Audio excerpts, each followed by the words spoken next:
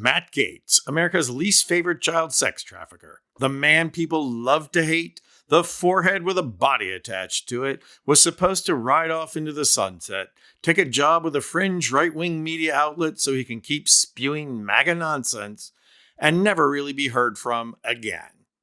That's the advantage of being on fringe right-wing media. But instead, there is blockbuster news on Matt Gaetz, and it has potential to rip a hole through the Trump cabinet confirmation process.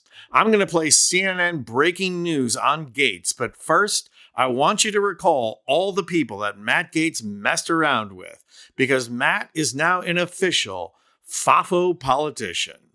He effed around and he's just found out. Gaetz was almost singularly responsible for the downfall of Kevin McCarthy, and Kevin has been trying to even the score ever since. And he may just have done that in a very behind-the-scenes way, because as CNN will make clear, the whole story is about a secret. Gaetz was investigated by the DOJ for sex trafficking, but for some odd reason, the DOJ dropped the charges. It's odd because Gaetz's buddy in scoring young girls to have sex with was also investigated and went to jail. Presumably, the DOJ had access to cell phone records, Venmo payments, and witness accounts that would put Gaetz behind bars, but instead, they decided not to pursue charges. Nonetheless, the House Ethics Committee investigated Gaetz and was just about to release the report when Gaetz resigned. And the sanctimonious simp, Mike Johnson, decided it was better for the party of hypocrites to bury that report. Yeah, I'm sure he's not wrong. On more than one occasion, the Democrats tried to get the report released, but with people voting on the record, it didn't happen.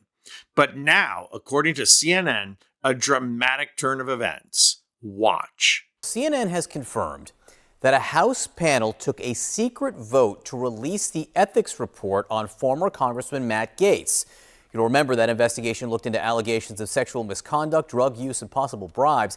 It is now set to be made public, this investigation, soon. We are told that this report is expected to be made public once this session of Congress ends and lawmakers leave Washington to return home for the holidays. But I think the timing of this is very notable. We know that when the committee first voted last month not to release this report, Matt Gaetz was still Donald Trump's pick to be his attorney general. Since then, he has withdrawn his name from consideration. He has also made clear that he has no plans to return to Congress next year, and has also said that he is planning to join One America News Network to be an anchor for them in January. Now, just to get a little bit into this report, the Ethics Committee has been working on this report and investigating Gaetz's alleged conduct for about a year now. Here's some of what they've been investigating: whether he engaged in sexual misconduct, whether he used illicit drugs, and also whether he shared inappropriate images or videos on the House floor, misused state identification records, converted campaign funds to personal use,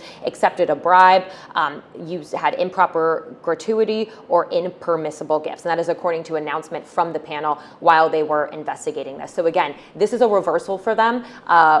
We had no idea after they had initially voted whether they were ultimately going to vote on whether to release this report. We now know that they voted secretly to do so.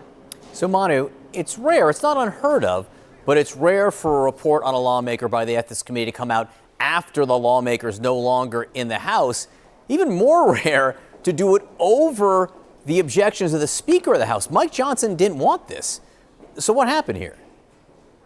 Yeah, that's right. In fact, that's what Mike Johnson cited. He said that, yes, there is precedent for releasing this ethics report, but he said it was bad precedent. That was his argument in trying to shelve this report while Matt Gaetz was considered as the Attorney General nominee. There have been a couple of instances. There was one in the House back in 1987 where that occurred. Also one in the Senate Ethics Committee back in 2011. Then Senator John Ensign had resigned. It was released after the fact. But the argument was a lot of members believe that Matt Gaetz ultimately decided to resign, and really abruptly resign, to try to bury this report altogether. And some Republicans believe that they sided with Mike Johnson's belief that they should not move ahead with this report because of that fact. Now, it's also important to note that Gaetz is someone who has maintained frosty relations with Republicans and Democrats alike on Capitol Hill. We don't know if that's a precise reason for this reversal, but that's one of the things that can't be ignored here. He, of course, led the charge to oust Kevin McCarthy as Speaker of the House last year. That angered many Republicans. He is someone who has often attacked very directly, aggressively Republicans and Democrats alike.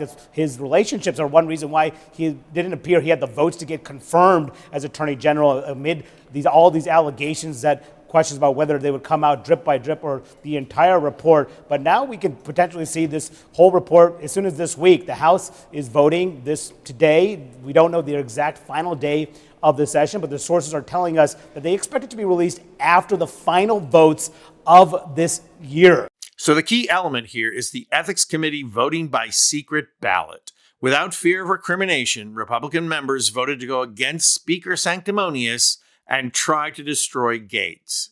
And this development spells trouble for Donald Trump because the release of the report is going to validate the fact that charges of sexual misconduct against Trump nominees should be investigated fully.